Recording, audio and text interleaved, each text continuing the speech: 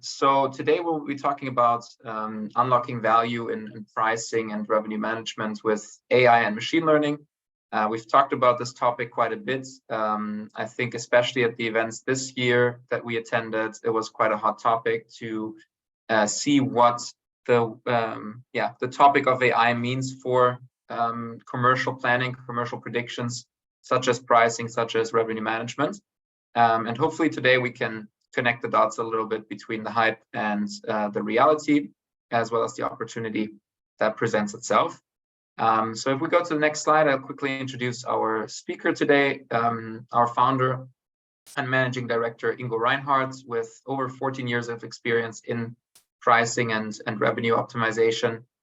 He developed the Buynomics method, which is behind the innovation that we provide at Buynomics as a company, and we'll touch upon that maybe here and there throughout the presentation.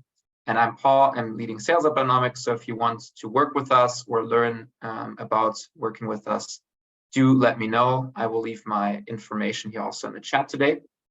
And if we go to the next slide, Ingo, we can see what Buynomics actually does. So for those who do not know us yet, we are a software provider for holistic commercial optimization. So this includes pricing, but also promotion optimization, which products should I offer, etc., etc.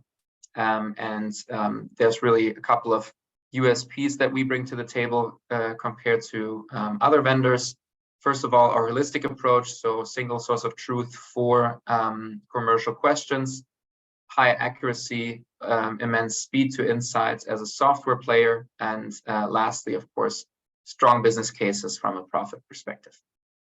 So I'll hand over to you, Ingo, to introduce the topic today, and I'll be available in the chat for any Q&A that we will present also at the end of the session. Yeah, thanks, Paul, for the introduction, and thanks everyone for taking the time for this webinar. I hope we have something interesting to say. It's a webinar that we've had in a similar way a couple of times in the past, but it's developing from session to session, and we added some, I think, new content to this one. So I think it should be interesting for new guests, but also for people who have seen similar content from us in the past. And as Paul said, always happy to discuss and have look at different viewpoints. So if there's anything where you disagree with what we say, or you have any questions on some of the topics, please just write them in the chat. We'll always take the time towards the end to discuss and answer all of your questions. And with that, let's dive into the topic. So the topic essentially of today is we want to talk about AI, machine learning, and that specifically in the field of pricing and revenue management. And if you do that, or if you Google these terms together, you will quickly find a plethora of different contents. I would say every player in the field has produced some sort of content and has pointed out to the promises of AI, generative AI models in the field of pricing or revenue management. But there's also, I think, from when I was looking through all of these different articles, it's still not clear what the benefit is, and this is sort of what we want to discuss today. What are the different venues, and also the one that we find most interesting. So when reading through all of these, I think from our point of view, there were 4 topics that stick out, and where I think most of the attention is, and this is what we want to talk about, and probably and ideally also manage to shed some light onto it. So essentially the 4 topics where we see people, or the most of the interest in the field is in generative AI. And when we look at, for example, tools like ChatGPT, where probably everyone has already put in some prompts and was surprised about the result, often in a good way, sometimes maybe not always, but often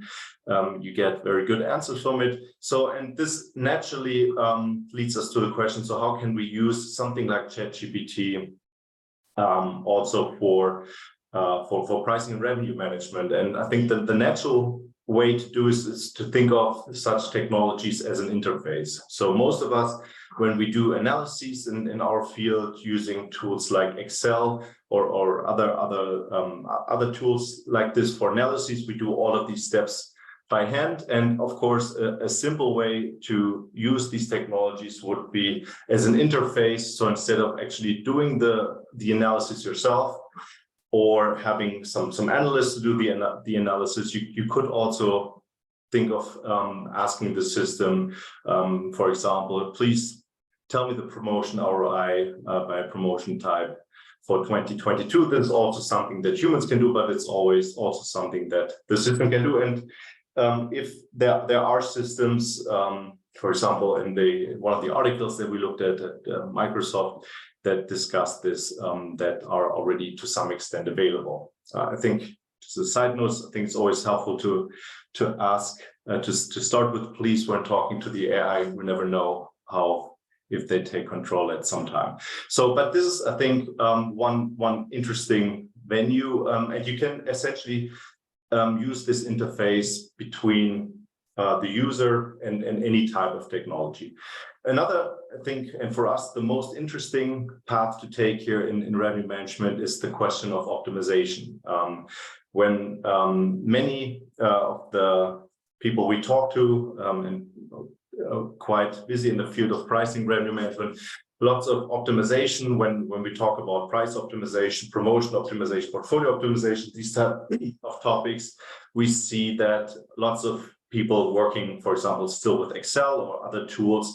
And an obvious application here is to use AI technology for a more holistic solution of the different RGM levers. So, for example, optimizing pricing together with a portfolio structure, together with an optimized promotion strategy. So here is one of the promises, and this is where we want to talk a little bit more on the coming slides, how to use generative AI to really optimize not each lever individually, optimize pricing, optimize promotions, optimize portfolio, but optimize everything together and ideally come up with better solutions than with the individual optimization. Another interesting field where we also have quite some experience by now is the question of data preparation. One of the key advantages of AI technologies is when, and you really value this if you've done many of these this work in the past, is when you have, for example, surveys with a lot of qualitative data, and you need to aggregate this manually. That's quite laborsome and difficult and hard to do that in a consistent way.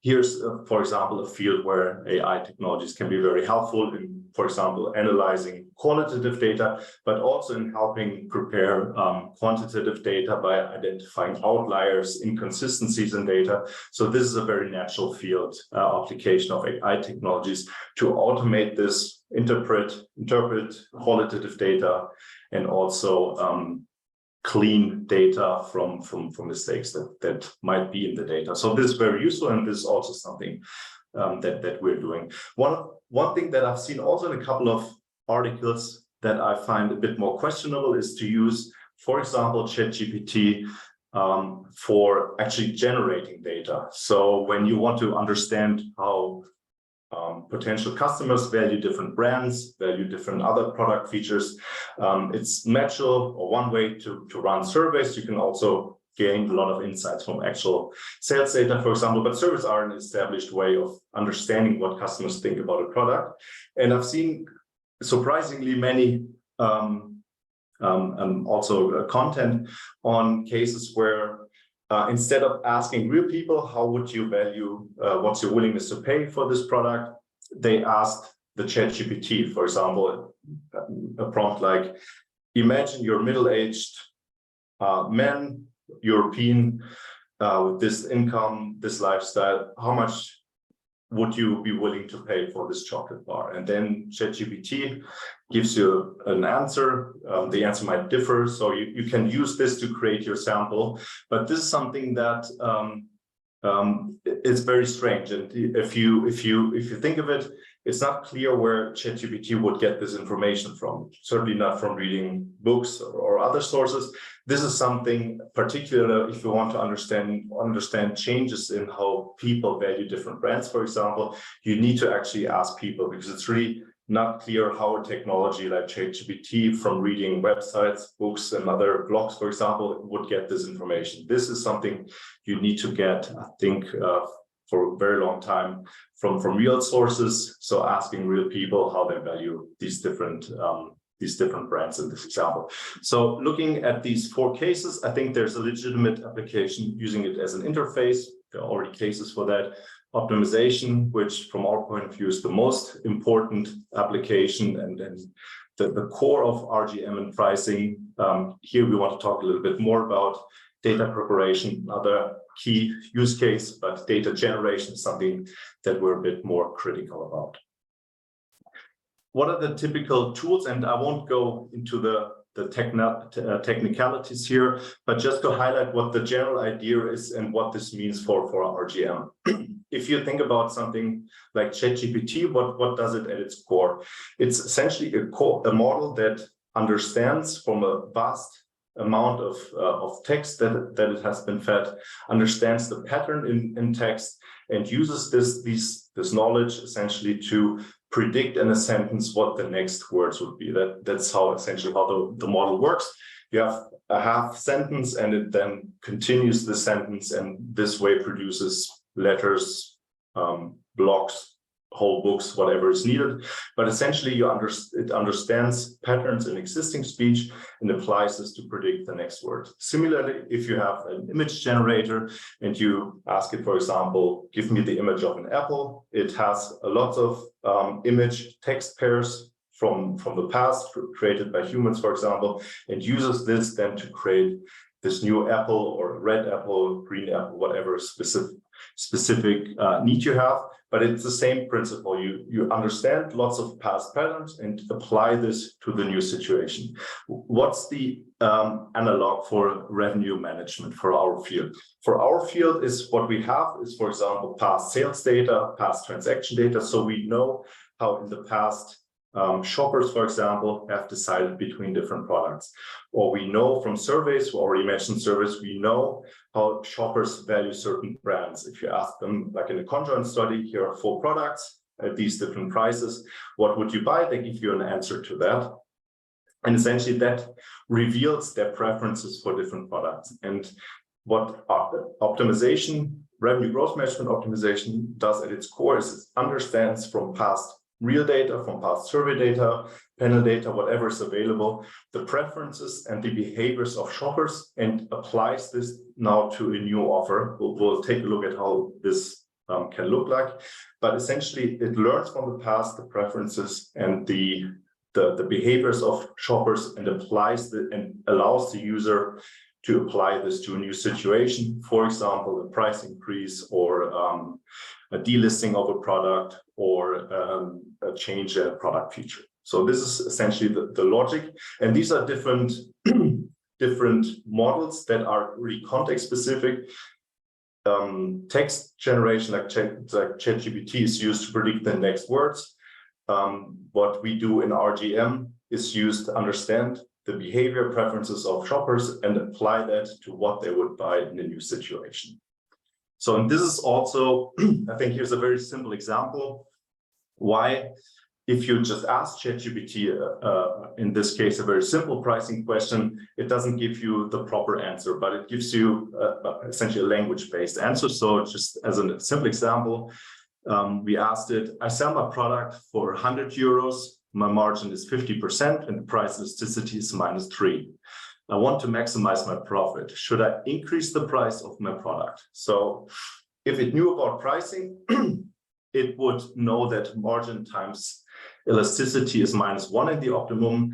In this case, margin times 50% times price elasticity -3 is -1.5. So it's not in the optimum. And in this case, the product is fairly elastic.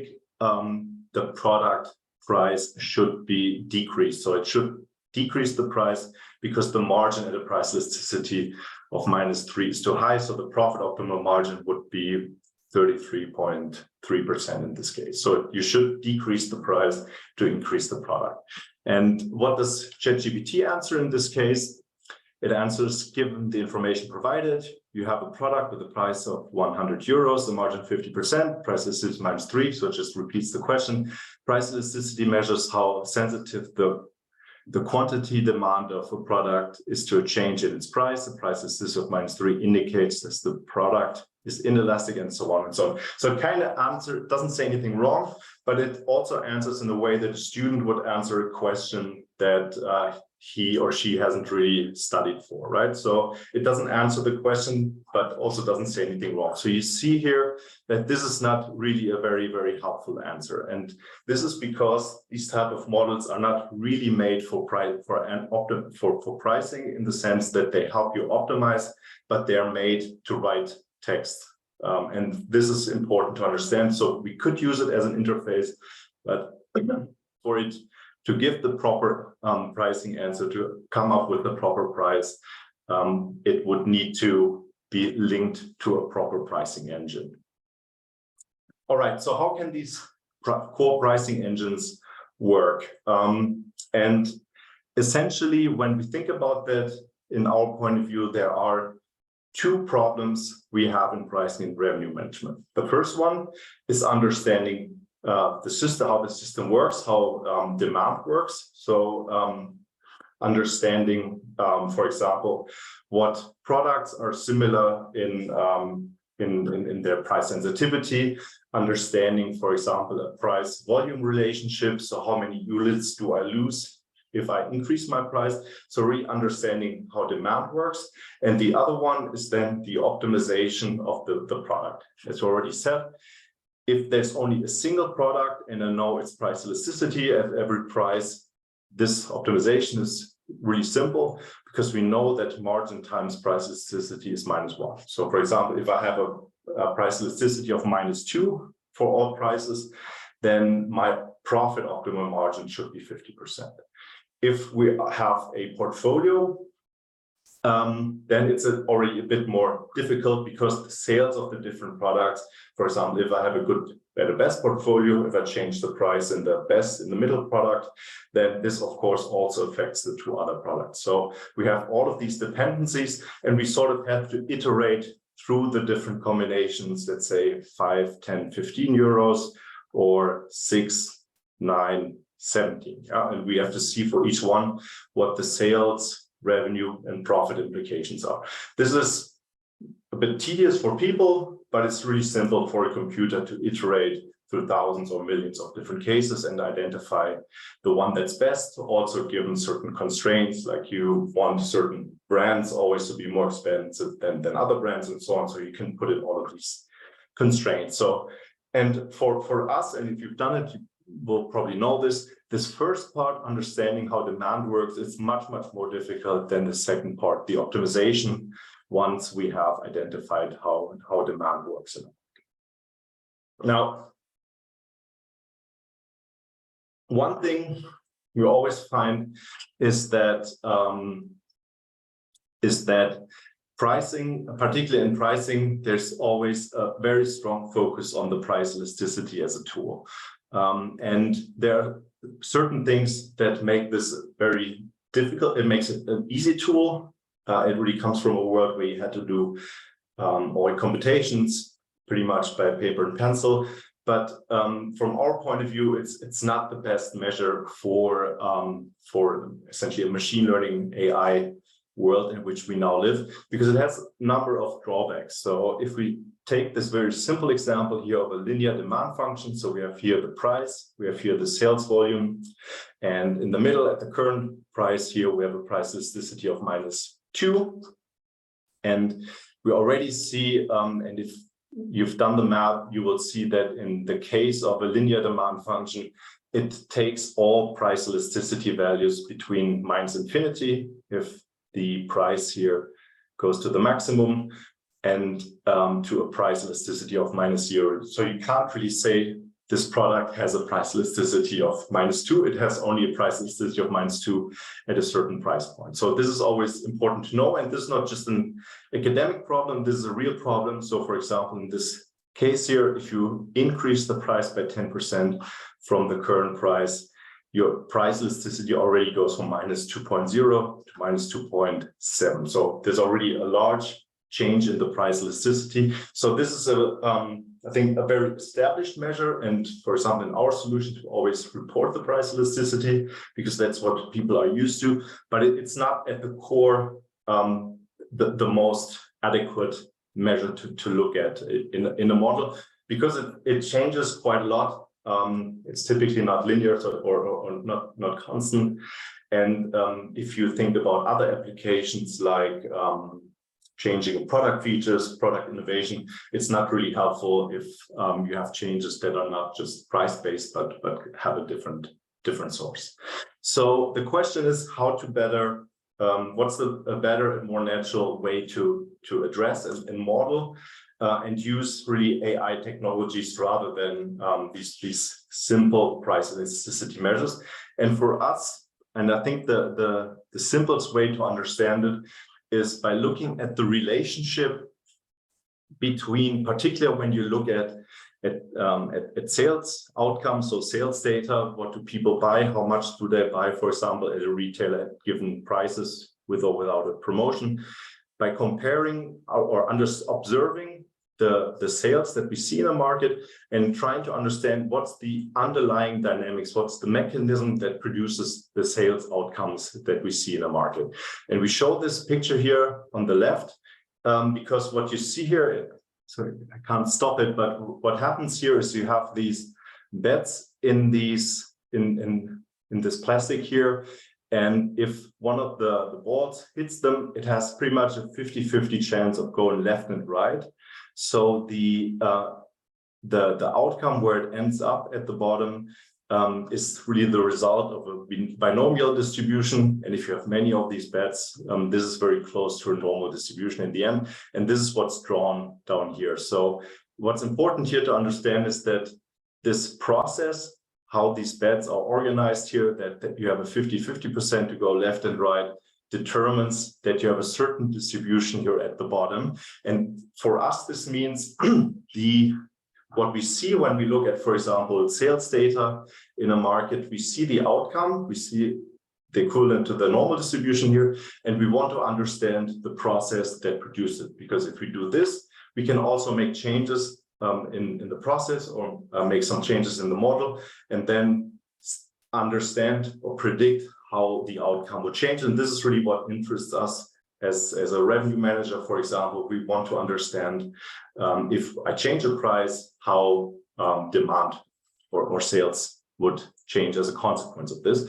And this is really what we think the proper way to address machine learning in or generative AI in revenue management is. And just very basically what needs to be done and what we're doing at Buynomics is that we have a model, what we call the virtual shoppers. And essentially virtual shoppers are essentially like buyer personas, but not 3 or 4, but thousands or millions of them, depending on the context, each one equipped with a set of behaviors. So they might be susceptible to price thresholds. They prefer the middle option in a good, better, best offer. And they have preferences that we take from real data. And based on their preferences, each one of them makes a specific decision based on their specific preferences for brands, product sizes, and so on.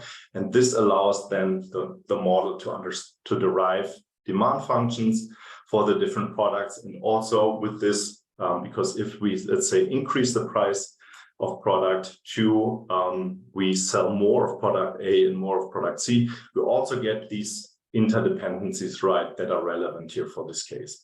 And just looking at the time, there's, I think we're already approaching the end. Just very briefly, and this is, if you think back at how like in a ChatGPT, you always have these 2 stages. First, understanding the patterns there in terms of language. For us in RGM, in terms of in terms of the preferences of shopper and how do they relate to the observed outcome. So we have here 2 different weeks, different products and promotions, and with this also different sales volumes. So in this week 1, we have the walnut 700 gram in a promotion, sells at $10.44. So we have lots of sales here with the peanuts in a promotion, also selling at a lower price. And in the other week, we have the walnut 1K in a promotion, selling more. And what needs to be done to parameterize this model, and these are just 2 weeks out of hundreds maybe, is to understand what preferences between, in this case, the different nut types, walnut versus peanut versus hazelnut, and sizes and promotions as 3 essential value drivers here. So how do shoppers react, or how do they prefer different nut types? How do they prefer different sizes? And how do they react to promotions? This needs to be understood by the model, looking at not 2 weeks as in this example, but at a very large number of weeks. And this allows us to understand the preferences. And once we have fully understood the preferences, it's really easy to then make predictions and apply this model. I'll just quickly show this in a simple example.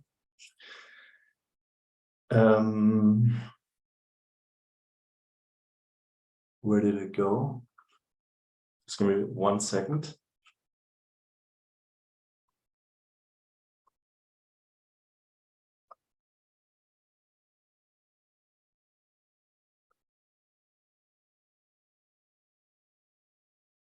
I think I can't open my browser. Here it is. Is it working? Otherwise, I can also start with the Q&A here.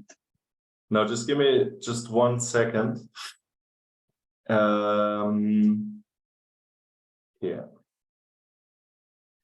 Yeah.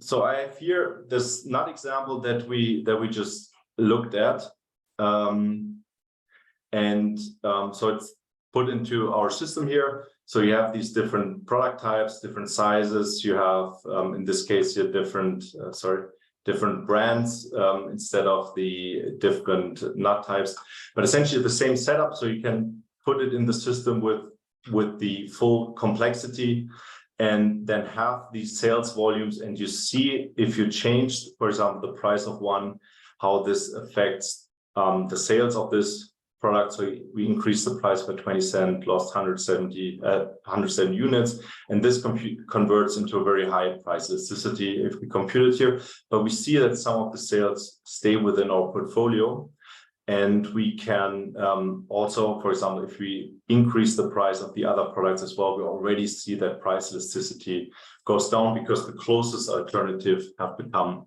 less attractive. So you can, with a model like this, you have the freedom not just to look at single products, but to look at the whole portfolio, how it reacts.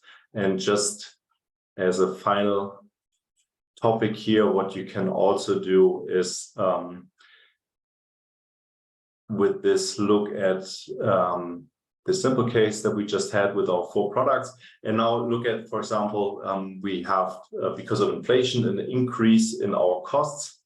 If we don't change our price, we obviously sell the same number of units, but our profit has gone down because all our COGS have increased by 20%. And now we could ask ourselves, what options do I have to make up for this? I could, for example, increase all my prices by 20% and see that this makes me a bit more profitable.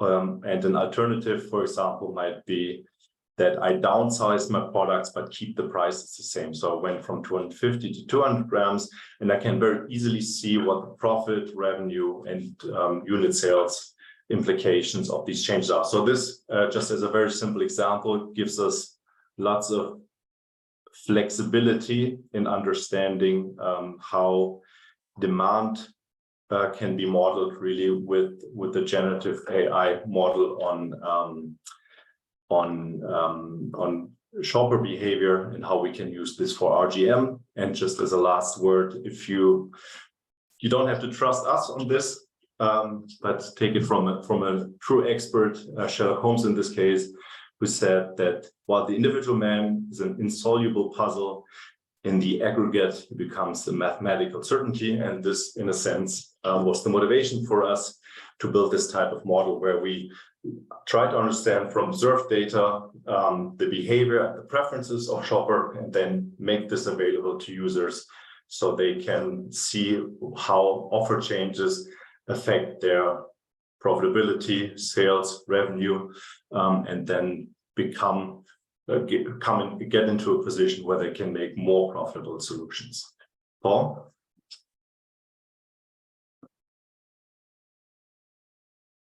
Yes, thanks, Ingo, for the webinar, right on time. We have time for one more question, and I'll invite Giovanni to connect with me on email to answer his one. So in the Q&A, I got a question within this tool you shared. I see switching to competition. Do we see any indication of walk rate, particularly cross-category switching to adjacent categories, for instance? Yeah, not in this example, because here we only have this one category, but in principle, it can, essentially the circle can be drawn wider on what is considered and how these virtual shoppers move between different products. Okay, perfect. We're out of time, so maybe we can just quickly switch to the last slide here. So as Jonathan has indicated, we're back out of our summer break with the Buynomics talks. So we'll have the next one in a week, actually, about monetizing and pricing sustainability. So really hot topic on both sides. And we'll have an expert with Stefan Liozu in our webinar. So that should be an interesting chat. And then we have also behavioral pricing in September, the week thereafter, and then another one week thereafter with Danilo Zata, our pricing expert and consultant. So that should be quite interesting. He's just recently published another book, so he's a very prolific writer. It should be a very interesting conversation with him. If you want to register for those webinars, you see them in the chat now. So do consider registering and telling your friends about them, or follow us on LinkedIn to receive more. You'll also receive the follow-up email on Monday, including the recording, so you can share that with your colleagues and friends if that would be interesting to them. So yeah, thank you so much for attending today, and we'll hopefully be in touch soon. Thank you. Thanks, everyone, and have a great weekend.